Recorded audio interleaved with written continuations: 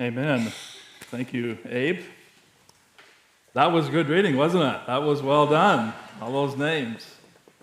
I spent time in prep, and he spent time in reading. So thank you. Thank you. That's well done. Good to be with you, ACC, as we continue in this series this morning in Nehemiah.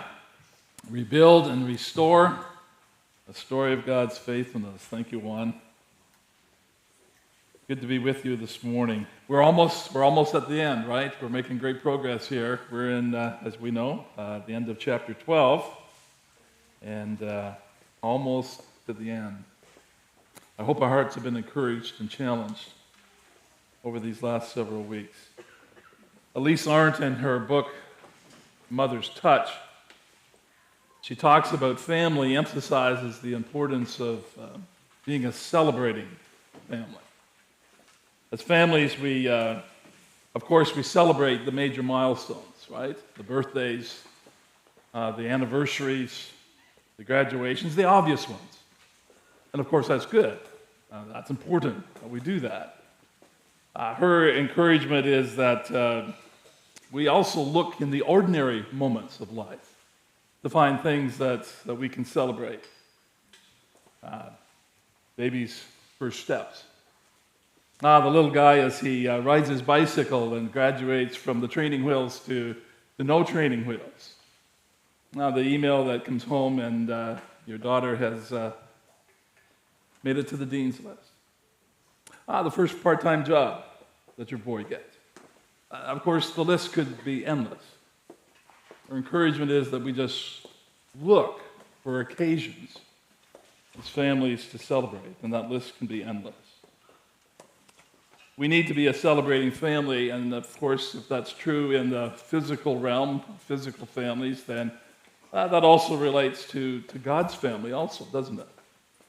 It's important that we be a celebrating family. We see a fair bit of celebration that comes in our text this morning, and for good reason, I have several comments I'd like to make before we actually get into our text this morning. In fact, you might wonder if we're going to get there, so I just want to assure you up front that we will get there. But I want to lay some foundational things and some observations, I believe, that emerge and are consistent with this passage, and then we'll dive into the passage and see some of those things as well. But our passage, in a general way this morning, provides for us a reminder that when God shows up and does the extraordinary, it's important that the occasion gets marked. It's important that we mark the occasion, or that the occasion gets seared into our memories so that we do not forget it. That when God shows up and does the extraordinary, it's important that we not treat it as if it's no big deal. It needs to get marked. Life, as we know, is made up of ordinary moments, and life also brings us some very defining moments. And the scriptures remind us that God provides us some very defining moments, and when he does, he makes sure that the occasion gets marked. He sends a flood to judge mankind for their sin. The wickedness of man's heart had got to such an extent that judgment needs to come. And he sends a flood over the world. And at the end of that, after preserving one family, Noah and his family, he makes a promise that he will never do that again. Never destroy the world with flood. He responded in an extraordinary way, and he marks the occasion in a very distinctive manner. He gives us a rainbow. When God shows up in an extraordinary way, it's important that the occasion gets marked. At the Passover, the 10th plague, as God is about to deliver his people out of the Egyptian bondage, there will be the death angel, and there will be the blood that gets applied to the door if you're obedient to the revelation of God. And if that happens, then the death angel will pass over.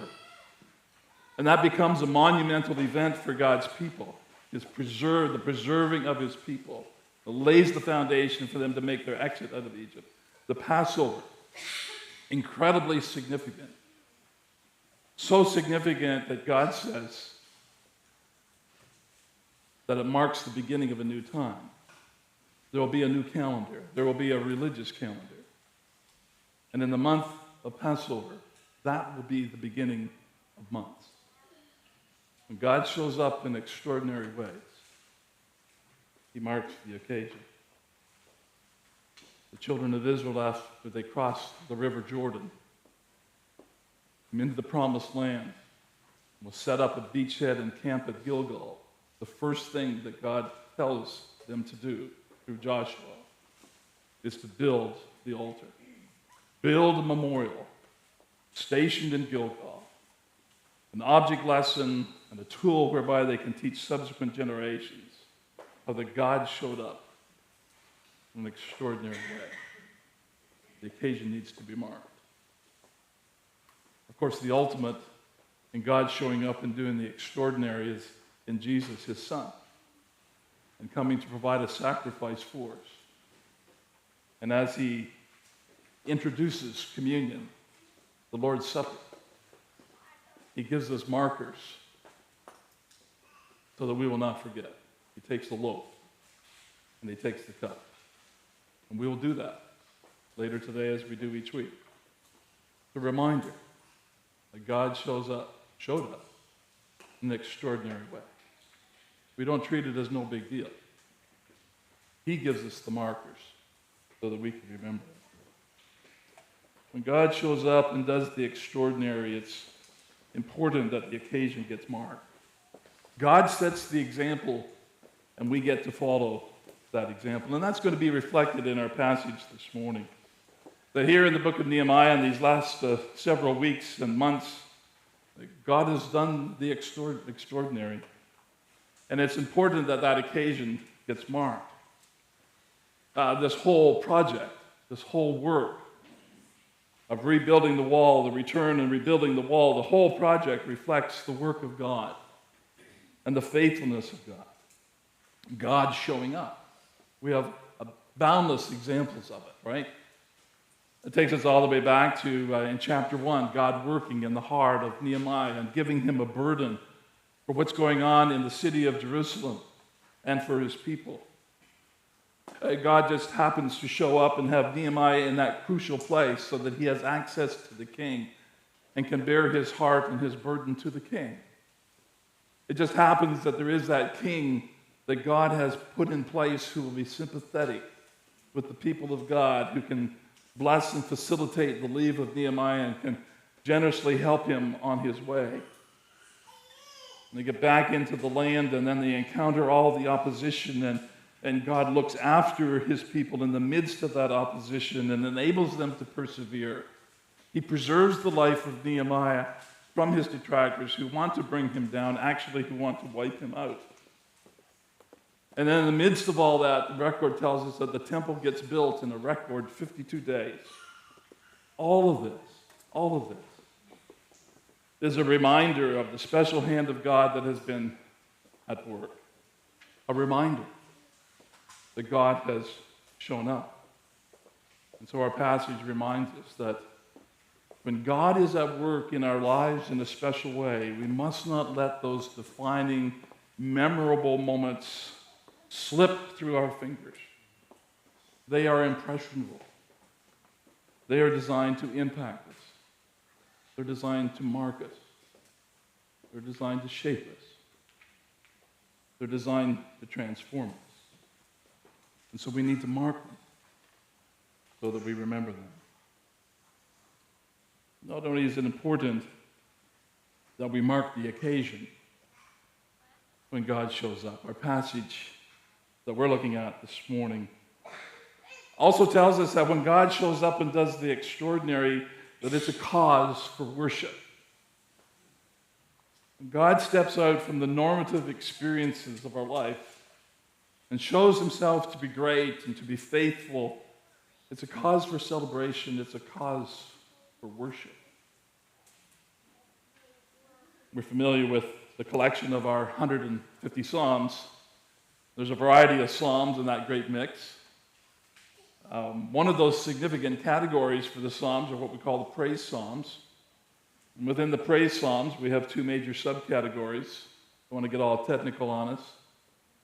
But there are praise Psalms that celebrate the character of God, who He is, His person, and in a general sense, the kinds of things that He does, His general actions. We call those descriptive Psalms. But there's another category of those praise Psalms that celebrate God not only for who He is in terms of His character and His general work, but Psalms that worship God and they emerge out of a specific context. A time when God showed up, this God of the character that we worship, a God who's able to do general things. This God shows up and on a very specific occasion worked on behalf of His people, worked on behalf of the psalmist. And we call those declarative praise Psalms. The psalmist in those declarative Psalms reminds us that when God shows up in an extraordinary way, on a specific occasion, it's a cause for worship. And I wonder for some of us, for some of you, this past week, how is it that God might have shown up in your life? One of those experiences, encounters that just convinced you and assured you that this is the work of God. God doesn't always or even mostly show up in what we would call the spectacular ways. He mostly shows up in the ordinary, in the routines. And actually, that is quite miraculous. The things that He's doing for us even today, things that He's done for us even this morning, even as we sit here right now, but we get used to it. And sometimes we get so used to it that we don't catch ourselves.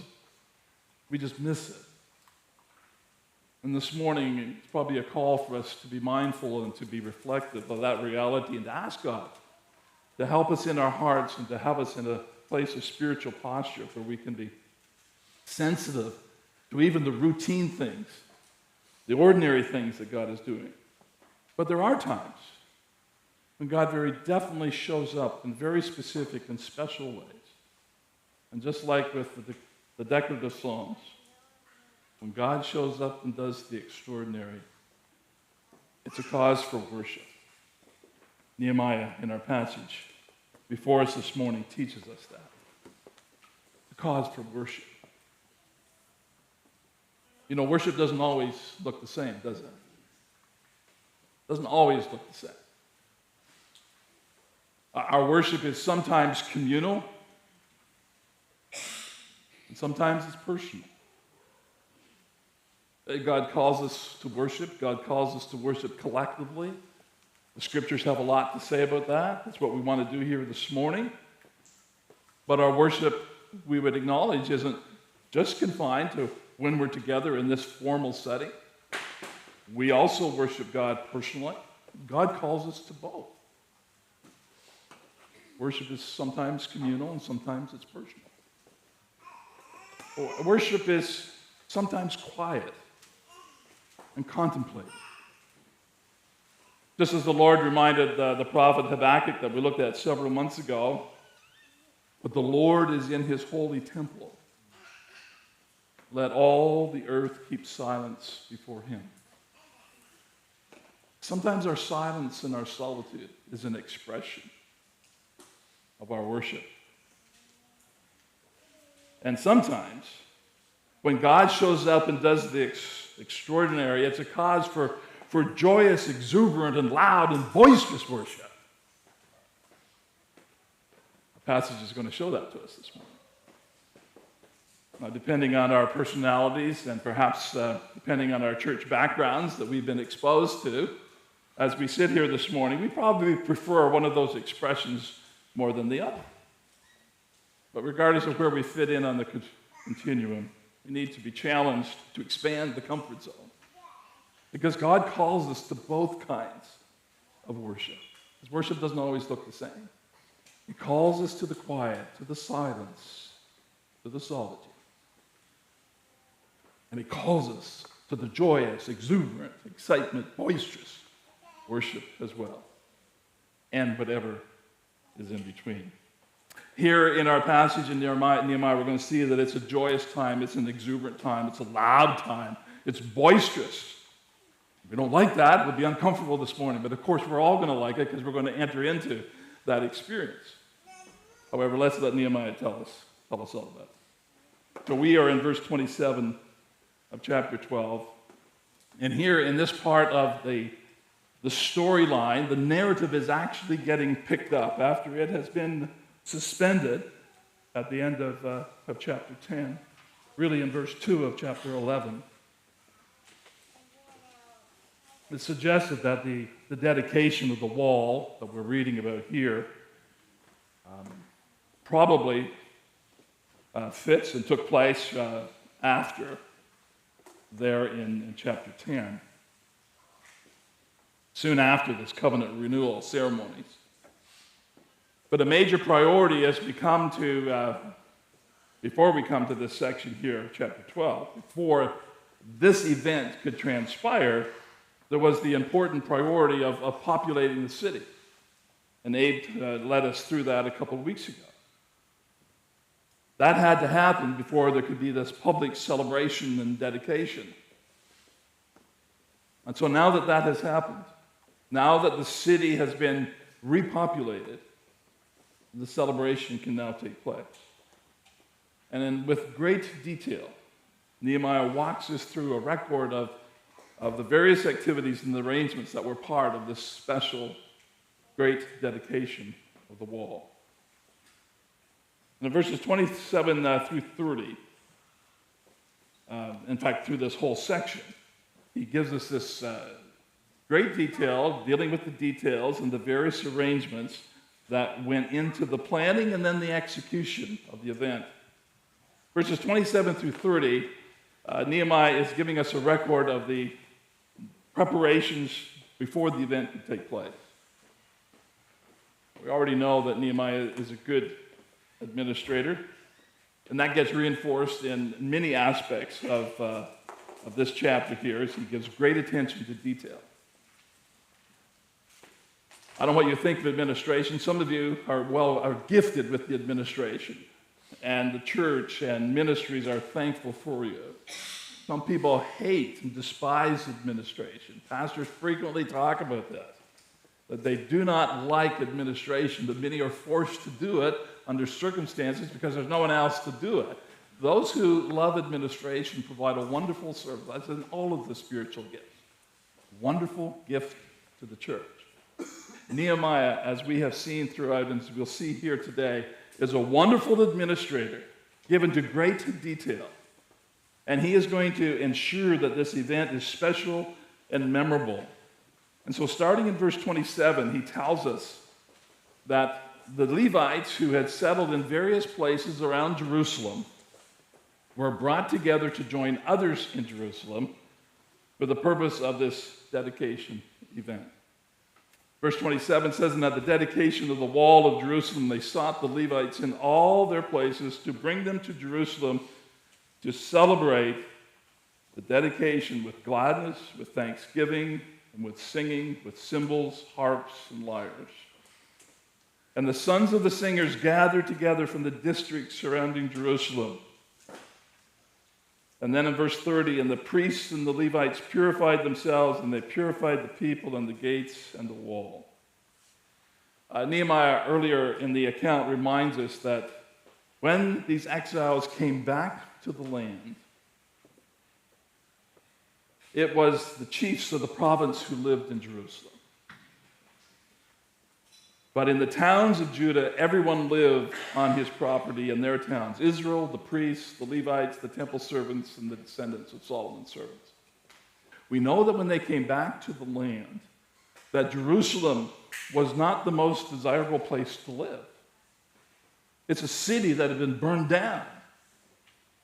It was hard slugging.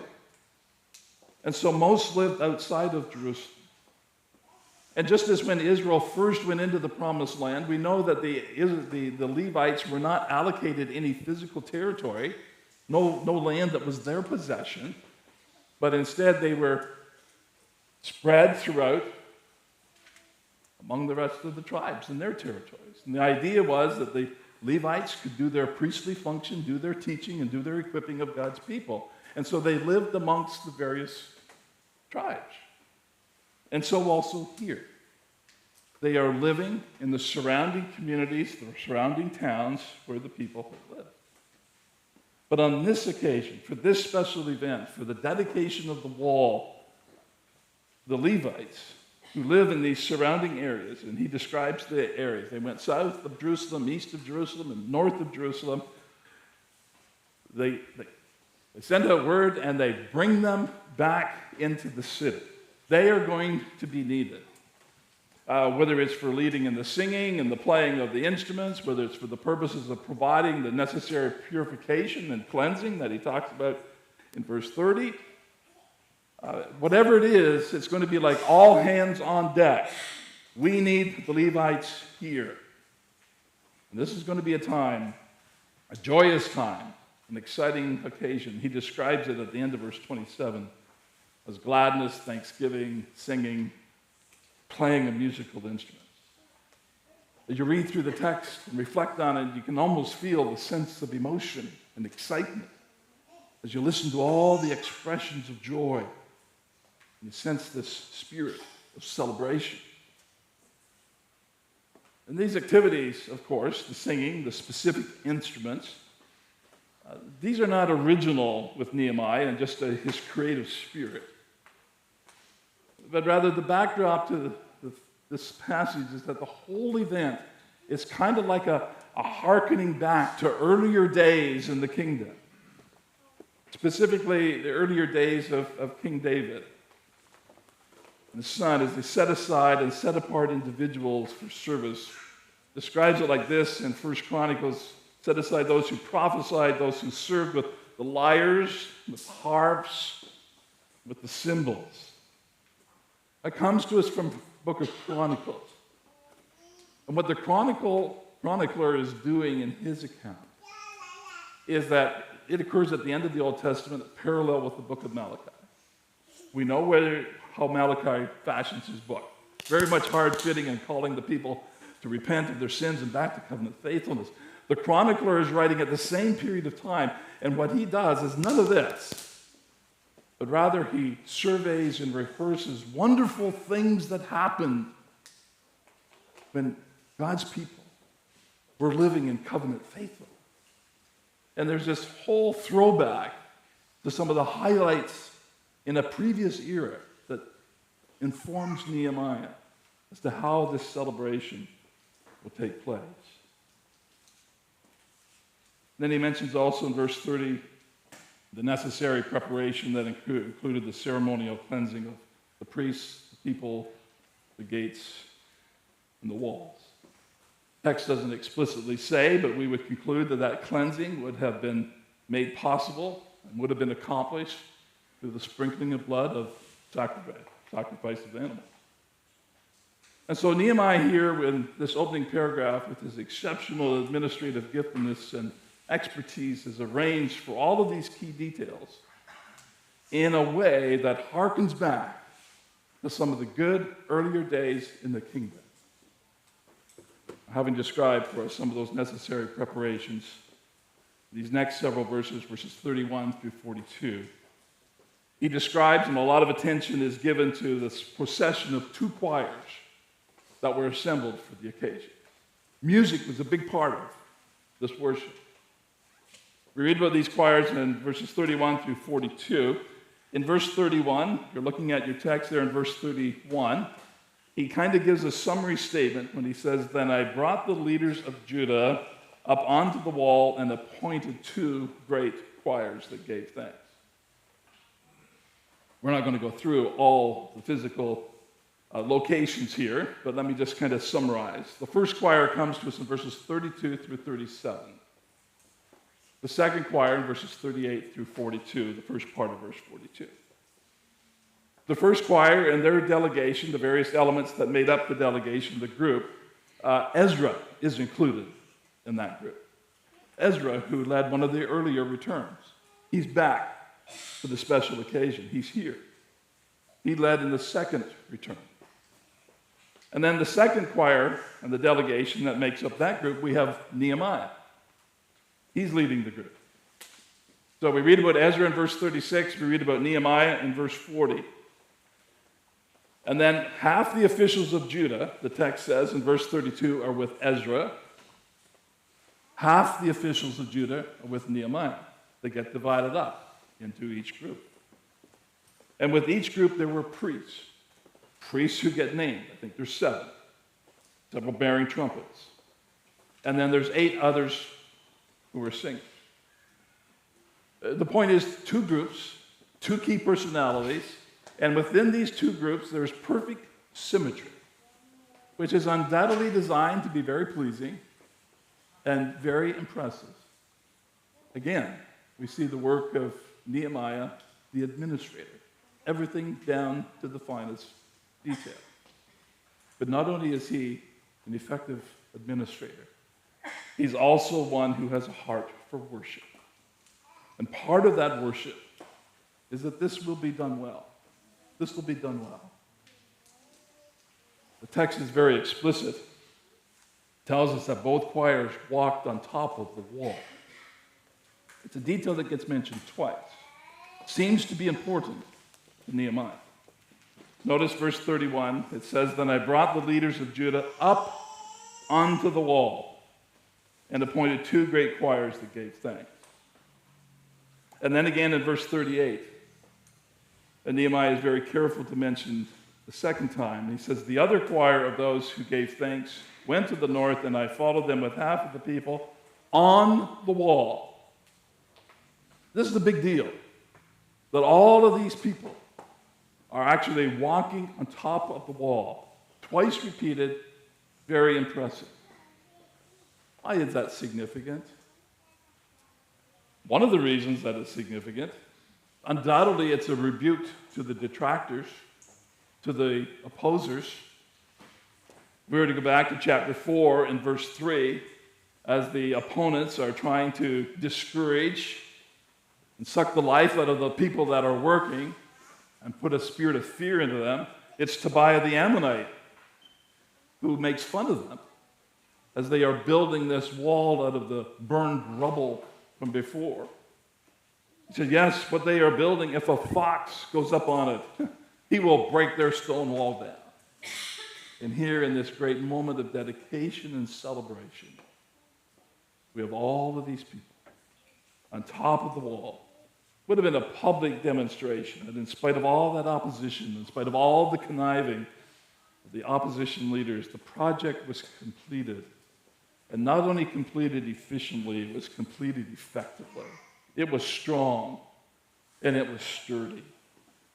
There's no mention of them being made in this procession that they're carrying all of their instruments of warfare, their spears or their swords or their bows, which they had to do earlier, but there's none of that here. Probably conveys to us that the enemies have withdrawn. Their attempts to thwart God's program have been unsuccessful. And so we have these 2 choirs taking their position on the wall. The first climbed up on the city wall and they marched around it. And the way that the text reads, they marched around counterclockwise. The other choir marched around the city clockwise, in the normal direction. So they start at the same place, which is believed to be the very same gate that Nehemiah did his original excursion and evaluation from. They start there, in all probability, and they march around in opposite directions. And they end up, well, verses 42 through 43 tell us that they converge and they meet in the temple. And collectively, they worship. Verse 40 says, so both choirs of those who gave thanks stood in the house of God. And once there, Jezreiah led the 2 large choirs. Sacrifices were made, and the people were so joyous and exuberant that they could be heard for a distance. Sometimes our worship is personal. Sometimes it's communal. Sometimes our worship is quiet and reflective. Other times it's loud and enthusiastic and boisterous. And this is one of those occasions. Notice the text, verse 42 at the end. And the singers sang with Jezreiah as their leader. And they offered great sacrifices that day and rejoiced, for God had made them rejoice with great joy. The women and children also rejoiced, and the joy of Jerusalem was heard far away. I think the enemies heard them. This whole event reminds us that a God-directed and God-inspired worship is worship that exalts God, makes much of Him. It's also worship that encourages us as His people. These people were joyous, enthusiastic. And at times our worship can even educate those who are not yet part of the kingdom. What a moment here in chapter 12. What an experience for these returned exiles who had gone through so much. And the work has been completed. It's a story of God's faithfulness.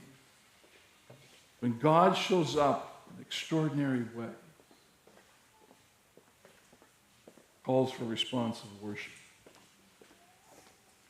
But Nehemiah isn't finished yet, is he? He includes another paragraph, and in some ways, on first blush, we might wonder why it's here. But of course, there's good reason for it to be here. And here in this final paragraph of this portion of our text, we're being reminded, we are being shown that the people were being governed and getting back into step with the requirements of the Mosaic covenant.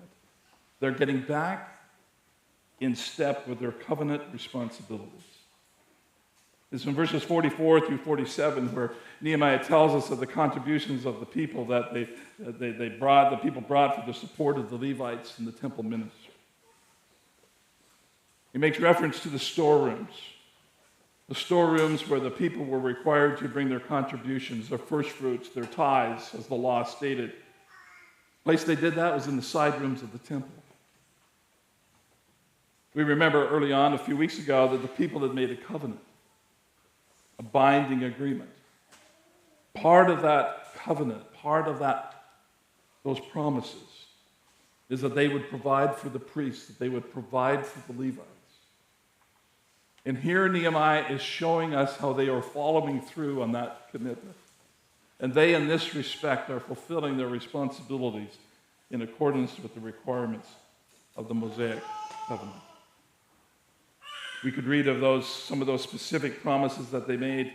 They said, we obligate ourselves, this is reading in Nehemiah chapter 10, we obligate ourselves to bring the first fruits of our ground, the first fruits of all the fruit of every tree, year by year, to the house of the Lord. Also to bring to the house of our God, to the priests who minister in the house of our God, the firstborn of our sons and of our cattle, as it is written in the law, the firstborn of our herds and of our flocks, etc., etc. And Nehemiah is making a big deal of the fact that the people here are following through on that commitment. This is a high point for the people. There's been a great public demonstration of their worship and the dedication of the walls and all that went into the ceremony. I mean, there was a lot of fanfare, extravagance, and wonderful arrangement of detail. It was quite spectacular, and appropriately so. Lots of energy, lots of excitement, and appropriately so. But following through on their covenant responsibilities, just as they had promised, is the fundamental part of their worship as well. Perhaps not as spectacular. And it might not seem quite as amazing, but it's absolutely foundational. Because faithful obedience to covenant responsibilities is part of worship as well. Walking in obedience to the Lord is part of our worship. Now, they aren't doing it perfectly. We're going to see some serious stuff next week, the final chapter, that gets addressed. But for today, this is a high point of worship and celebration. celebrating God for who he is and his great faithfulness. And when God shows up and does the extraordinary, it's cause for worship and should spur us to faithful obedience. When God shows up in the ordinary and in the extraordinary, call for worship, to call for faithful obedience. Father, thank you that you are a God who is faithful. And we thank you for the story of your faithfulness that we're rehearsing here in this book of Nehemiah. I thank you that you are a God who shows up in our lives in the extraordinary and in the extraordinary. Probably easier for us to see the extraordinary. We pray that you'd also have our hearts in a good place this morning. But we'd also see you in the ordinary things. Whether it's ordinary or whether it's extraordinary, might we respond to that call of worship and the call of faithful obedience for your glory, we pray.